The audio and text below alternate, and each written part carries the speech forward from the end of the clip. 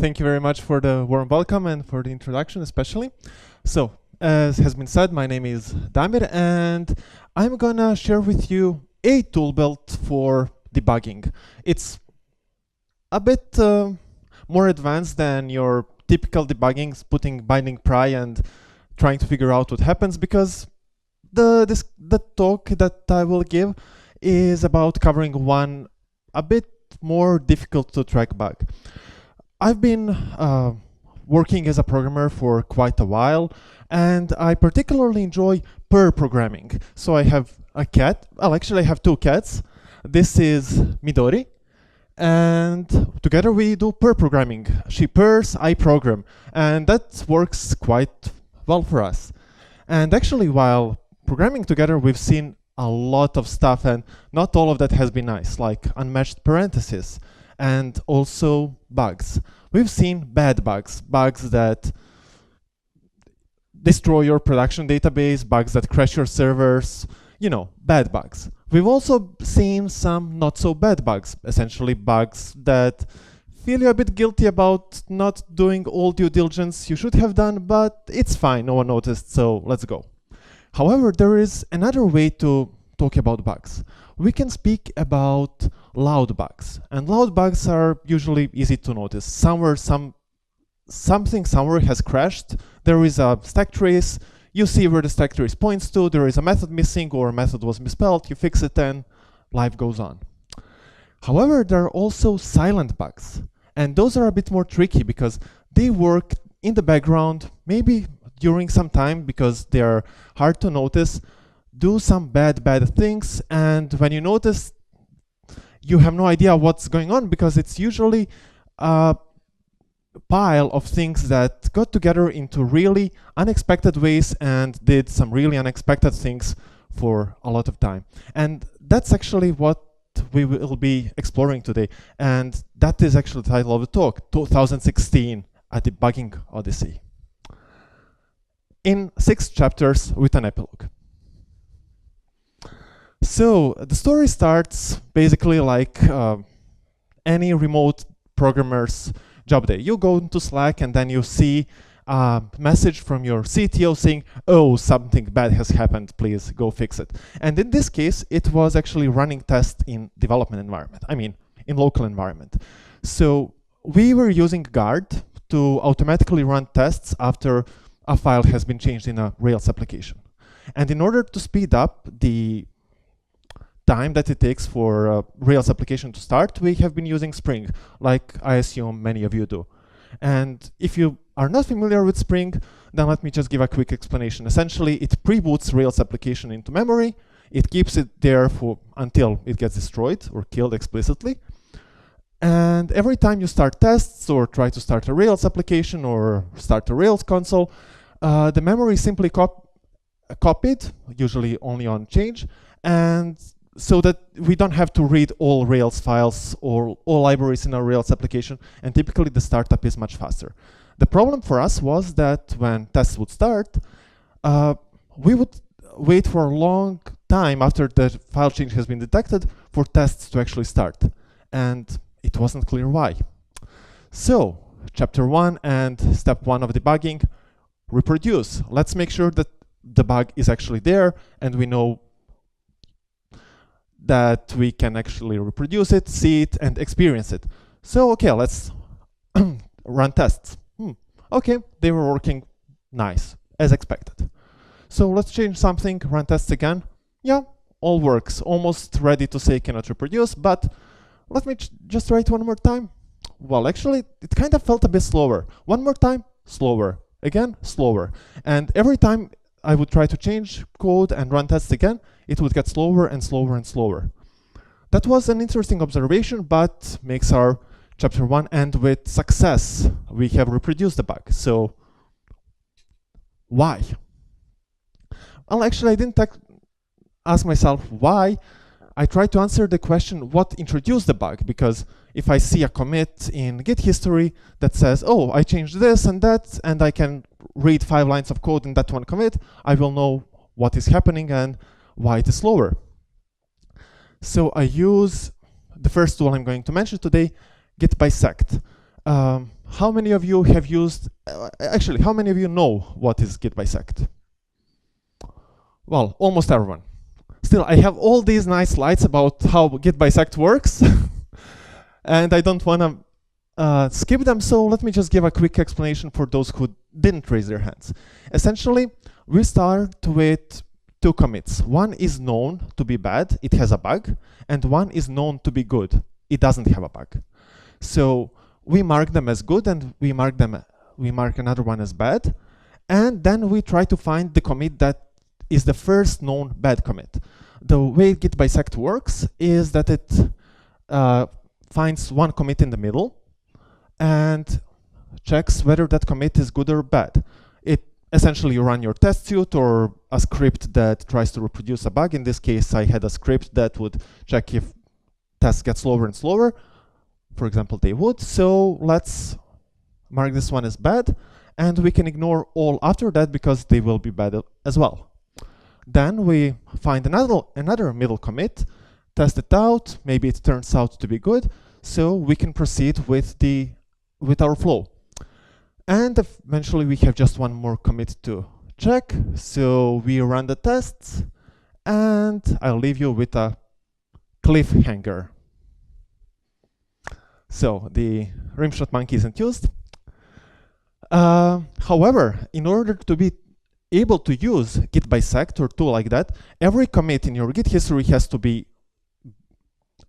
stable so that you can run your test suite. If your tests are randomly passing and failing on random stuff and your initializers get broken, then you cannot use git bisect. Therefore, you need to optimize your workflow so that every commit makes your whole build green. Of course, except that one part of the script that tests for that specific bug. So in this case, the problem was how to find that one commit that was good. I went 10 commits back, 100 commits back, and all of them seem to have a slowdown. So how do I find the green one? This green one. Of course, I use my favorite debugging tool, which is Ruby programming language. I think we all use that debugging tool. And I write a script called find slow. What the script does is it checks out one commit, checks if there is a slowdown. If there is a slowdown, checks previous commit, and so on until it eventually finds a commit that doesn't have a slowdown. It finds the green one. So basically, it's not binary search, it's just a linear search back through Git history. So I fire the script, I go to sleep, I wake up in the morning, and turns out I forgot one important detail in my script. I forgot to install gems after checking out the commit. Okay, so bundle install, let's rerun the script, and again, fail. What did I forget this time? I forgot to migrate the database. So schema got out of the sync with the code. Okay, easy to fix. We write this bin/setup script that essentially makes sure that gems, schema, and everything is up to date with the code. And well, actually the script already existed, I just didn't use it. So I replaced that bundle install with bin setup. I run the script again, go to sleep, wake up, and again, script crashed. What happened now? Well, actually, that one is quite a crazy story. There was this guy in the company, he wrote a lot of JavaScript, he had some personal JavaScript repositories. Some of them were defining a couple of JavaScript functions. It was not LPED. He left the company, he deleted the repository, but we still had a link in our gem file to his repository that didn't exist anymore. So yeah, I just couldn't go past that. I mean, I could, but it would be tricky. So, try not to have your contributors leave the company with their personal gems in their gem file. That's not good. But actually analyzing the output that script has produced so far, I managed to notice that slowdown was getting smaller and smaller as I went further back in time in history. So that means that the application was just getting, the problem was increasing with time. There was something affecting the magnitude of it, but I wasn't 100% clear what introduced it because the slowdown, it was getting smaller, and it was hard to see the convergence point where it was introduced in the first place. And it appeared to me that there was one huge merge commit that introduced a lot of commits, a lot of changes in the code base that could have been a start of the problem. And it was a dawn of Monolith. We're in Space Odyssey after all. So Monolith was actually a library that we implemented and wrote by ourselves to support our monolithic Rails application. But of course. And we described it as a business action framework. A framework built on top of Rails that allows you to build business objects that handle requests from the browser. They implement controllers. Inside of them, they also implement validations, and then process some business logic that touches then models and everything else. You know, there are some other libraries and frameworks out there that I'm not going to mention right now that do rather similar things, but this is it. And, well, actually, Monolith is no more. It's now Granite. It's business actions architecture for Rails apps. And I believe I'm the first public speaker to mention it, so I want to announce Granite business actions architecture for Rails apps as an open source gem that is available today for all of you at github.com/toptal/granite. If you have a monolithic Rails application and you want to refactor it, so to write objects that encapsulate commands, business actions, operations that include validations and preconditions and policies and all of that, check the repository out. It might help you get your Rails application more organized. So at this point, I'm facing a huge pull request, merge of pull requests, and I'm still not 100% sure if that's the cause of the problem. But so I'm going to close this chapter with one unsure. Maybe that's the case, but it doesn't have to be. Let's try a different approach now. Let's ask a question. What could it be? And I've been talking with people, and a lot of people have mentioned memory leaks as a potential problem because there is something that is getting slower over time, and typically memory leaks are a cause of that. So let's explore for them. And how do we check for memory leaks? My first approach, instinct, was to check memory usage of a Rails application. That should be easy, right? We run a command that prints out how much memory the process is using, and that's good, right? I mean, ideally, we would see this chart. Basically, as time goes on, memory usage increases linearly or in a different way, it depends, but it just keeps growing. And if it keeps growing, then obviously there is something somewhere leaking, we just need to find it. But there is one little trick, and I didn't know it at that time. It's that Ruby doesn't release memory back to operating system. So essentially, if you have a spike in your program that uses a lot of memory, then Ruby process will increase its usage of memory. And there will be objects in Ruby memory that Ruby has used. Ruby's garbage collector has cleared that memory, has freed that Ruby heap. However, it won't return that heap to the operating system. It's still within the process, and Ruby will reuse that memory later on, but operating system never gets it back. And when you check the memory of Ruby process, it will seem as big as it was. That will be hopefully resolved sometime. We don't know for sure, but it is what it is. So another typical problem, another typical chart you see with Ruby processes is this. As time increases, the memory grows and eventually it reaches one point and stays stable. So when you're dealing with with a huge variance in counting, it's really hard to see if it is memory leak or essentially memory bloat. So just checking the memory that process uses over time is not enough. We have to use another approach. Let's use science. And science is not a tool, it's an approach. We put up a hypothesis. Okay, it is a memory leak. There is a memory leak. Let's prove it or disprove it. Let's make an experiment. And this one would be to check heap dumps.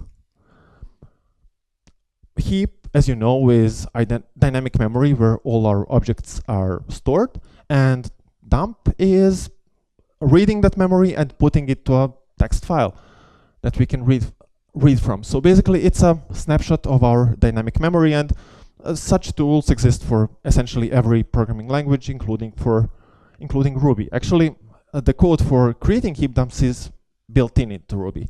We just have to start tracing object allocations in object space, run some code, and eventually we can just print out all objects that are known to object space after that.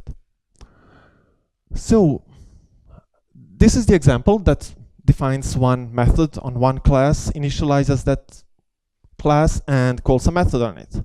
What do you think? How many objects does Ruby create? Or how many objects does Ruby have in heap after this? 10,000. 33,000. Yeah, the order of magnitude. Correct. 10,000 was the right order of magnitude. Yeah. So just for saying hi. So you know, there is a long way for Ruby to go to get faster and more manageable. But anyway, let's see what is in those 33,000 lines. They look like this. Essentially, every line is a JSON object. The whole file is not a JSON object, but every single line is. That's so that you can actually read this file in stream. I don't expect that you can read this. So here is a zoomed in version that is a slightly better formatted, a single line of that. So you can see a couple of things here. So address in memory, where the object lives, a type of the object. For some objects, you can even see the value. Like for strings, you can see the content of the string. Encoding even. You can see where that string is, where was it initialized? Method, and you can see generation. Generation essentially means how many garbage collection generations has this object survived. So since the object was created, there have been 13 garbage collections, and all of them, this string has survived. You can also see a few other useful, more or less useful things. In this case, they are not so important. So obviously, if that example created 33,000 lines, we don't expect that Rails startup process or starting tests of a huge application will give us a file that we can actually parse mentally. So there are tools for that. One of them is called heapy. Heapy is heap dump analyzer. It's a gem that you can install and then run as a command that provides an output like this. Essentially, it says that there are 209,000, this is now a different example, taken from the README. There are 209,000 objects that have been survived nil generations. That means that those objects were created before allocation tracer started. Then there are 400 objects that have survived 14 garbage collection generations, 800 objects that have survived 18 garbage collection generations, and so on and so on. And in heapy, you also get this.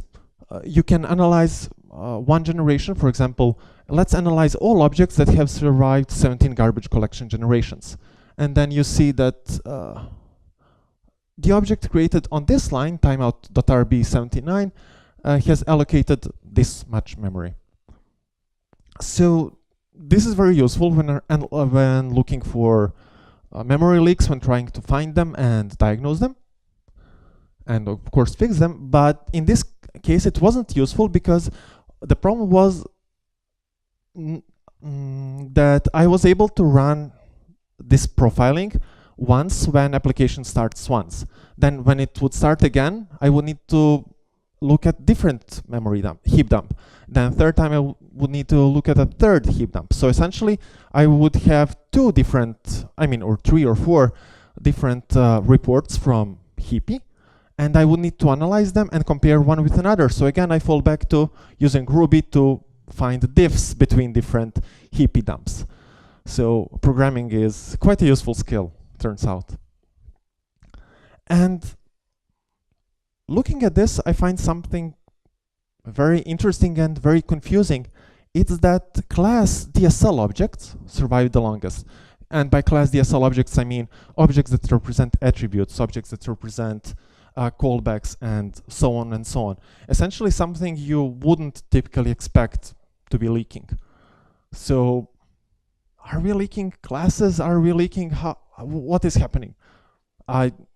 It wasn't like anything I've seen before, and I was confused. So it seemed like there is something surviving for a long time. So there is still possibility that there is a memory leak. It's plausible.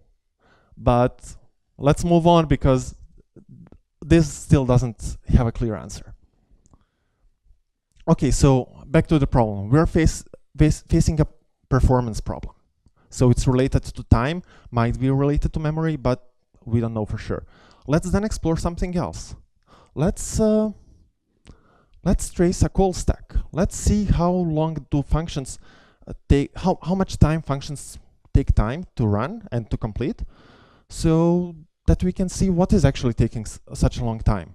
Maybe this is where we should have started, but some tools you just don't learn at the right time. And this was my first experience using flame graphs, and we'll see if they were useful.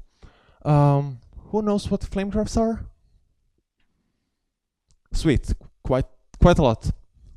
So again, for the uninitiated, here are the flame graphs.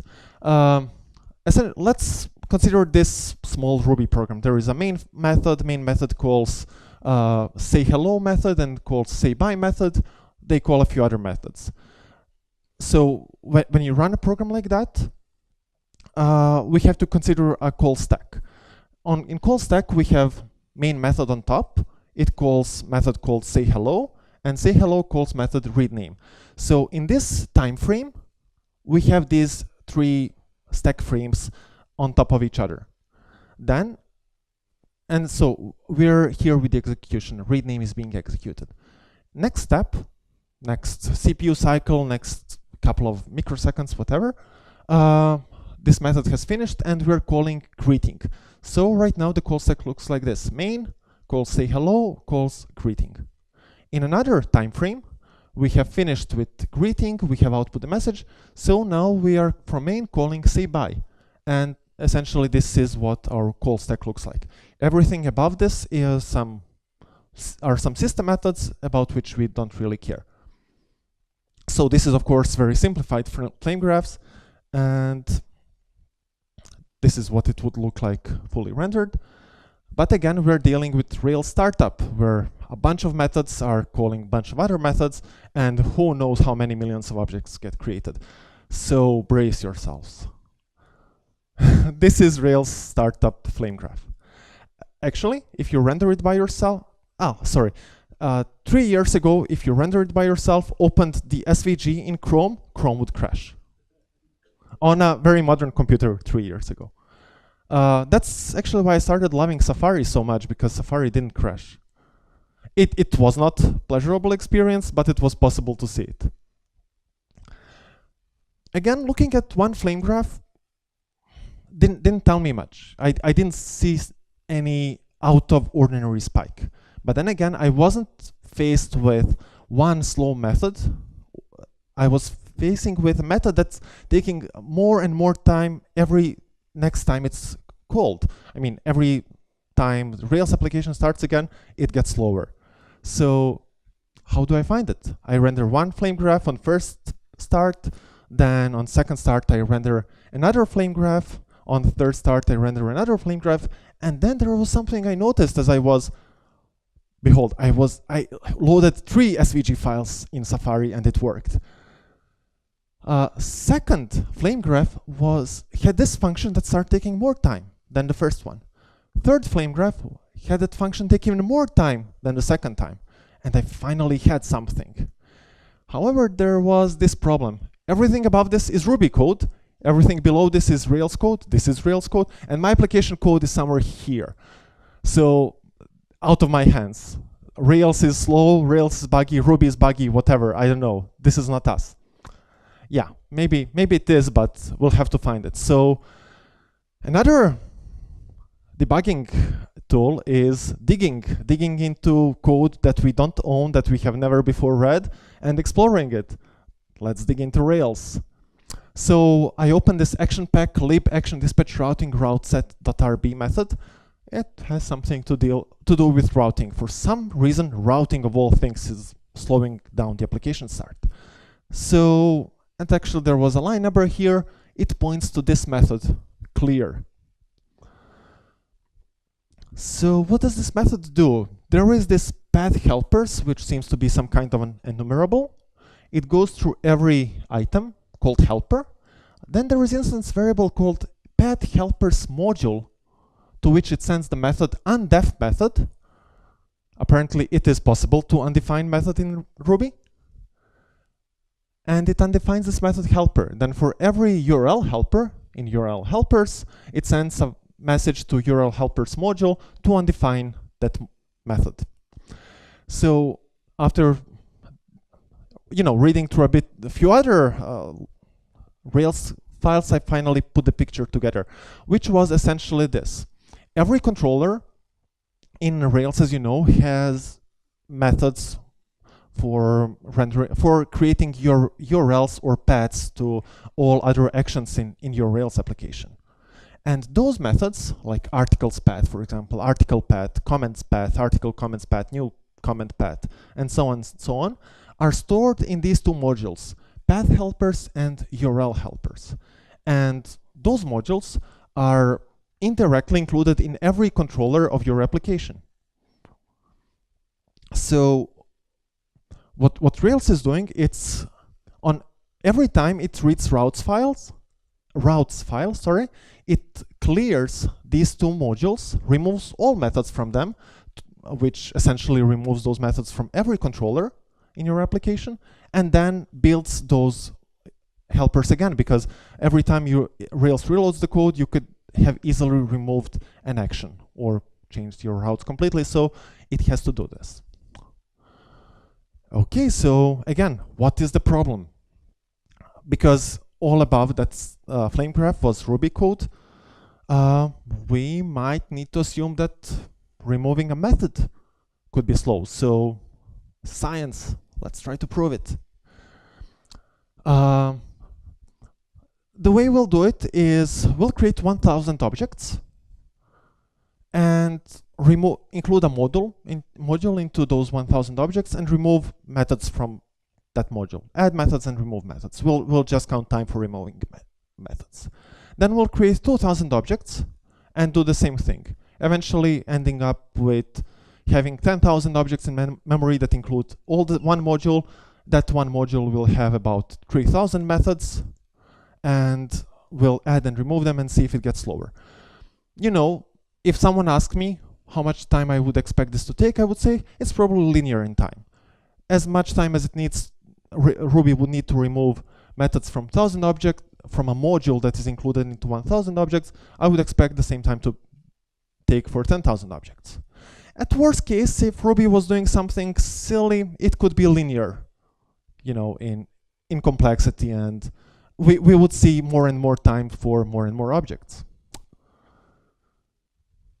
This is the actual result. This is tested with Ruby 2.4, I believe, last time.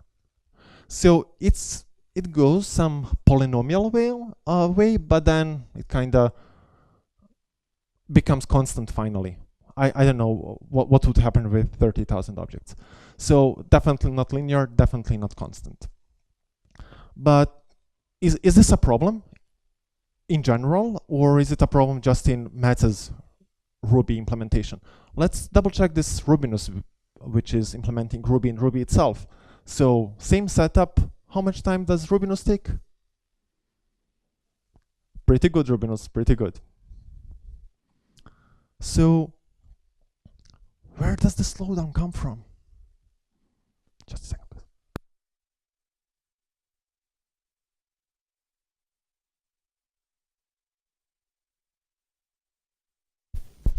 So we'll dig into Ruby now. How much fun would that be? We'll see with extension .c. So for the uninitiated, it's just like JavaScript, right?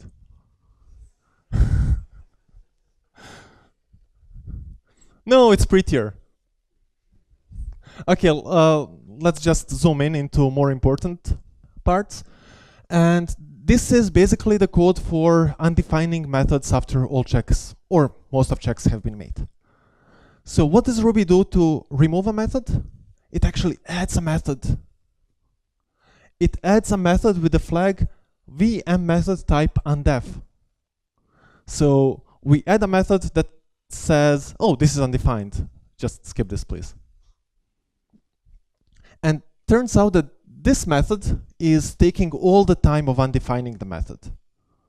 So the slowest part of undefining a method is adding a method that says this method is undefined. And half of that time of adding a method is actually clearing method cache. The more you know. And I don't know where the other half of that time goes to. I would need to render a flame chart for Ruby, and I really didn't have enough nerves to do that. But very fun, and if you do that, maybe you can fix Ruby and make it faster for everyone else, and you know, you're a Ruby committer, so good for you. Here's a start. Anyway, to recap, we had this Monolith framework, and there is one silly thing we were doing. Every time we would define a business action, we would mount it onto a route. Basically, as I said, business action had its own controller. So it would just receive params and request directly from a browser, parse those params, check policies, check that that business action makes sense to be executed in the context of the application as it is, preconditions. It would check user data, user submitted data, data validations, and then it would potentially run business logic. So that part where we say that that business action responds to some route was creating a controller. However, the problem was that those controllers that we created would also survive garbage collection. And okay, so why did they survive garbage collection? Because of the specific way they have been created, and also because of the specific way Spring works. Essentially, when, as I said, when you start the application for the first time, Spring loads and it keeps the Ruby Rails application in memory. And if you have created your controllers at that point in time, before when Spring loaded for the first time, those controllers would be kept in memory, and maybe, you know, some other data. And basically, after Spring forks, we would start reloading routes, and those controllers would live on and live on and live on. So controllers would survive GC. Code reloading would create more controllers, and then code reloading clears all routes, which means that every time we reload the code, we create new controllers that include those URL helpers and path helpers, and then we have to remove all methods from them, add all methods again to them. So we would just do more and more and more work every time the Rails application would resolve.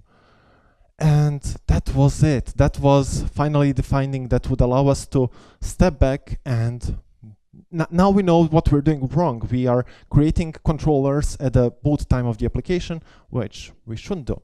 Lesson learned. So let's fix it. And the fix basically took almost as much time as the whole debugging took. And because I'm speaking about this debugging as an odyssey, you can expect it wasn't like 2 days of work. It was more like a month. I don't remember anymore. It was 2.5 years ago, forgive me. But now we know how to fix it, and we essentially had at that point to re-implement the whole interface for mounting business actions onto the routes. So you know, it was a win.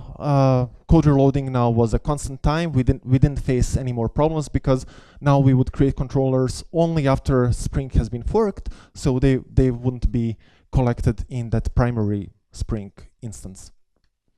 And fixing it was a win again. So success. And then we have just the final chapter, which is the lesson, and it boils down to, no, it's not do not use Rails.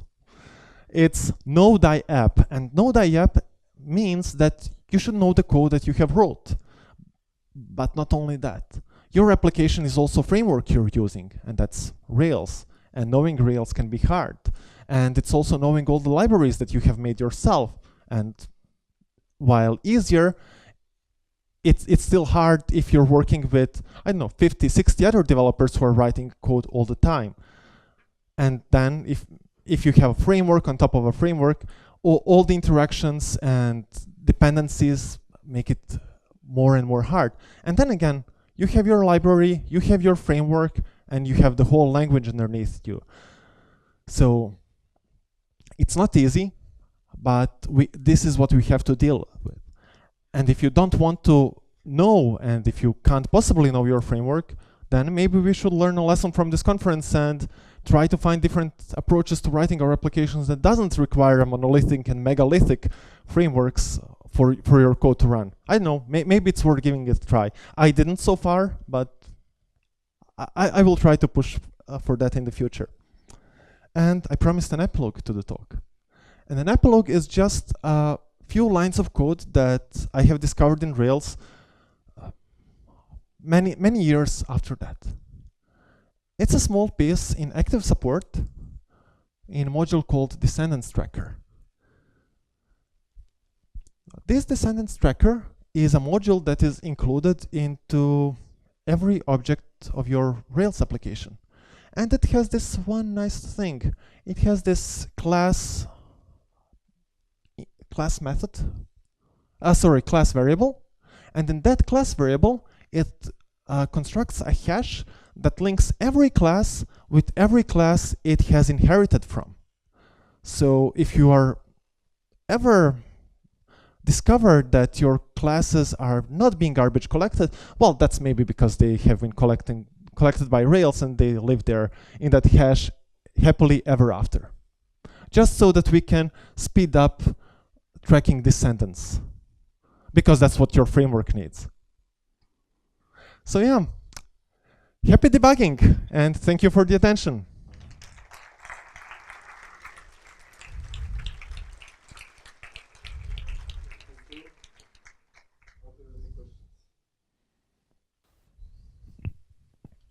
Was it really worth it to debug a development environment issue for such a long time, or ditch like Spring or Guard altogether?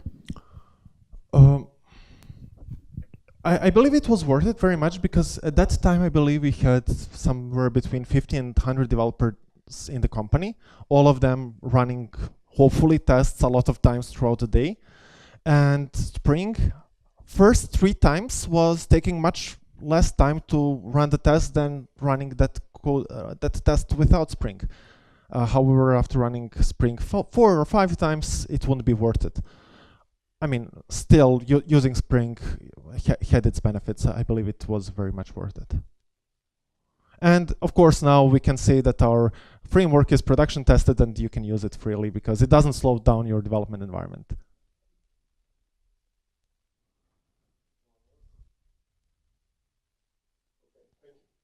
Thank you.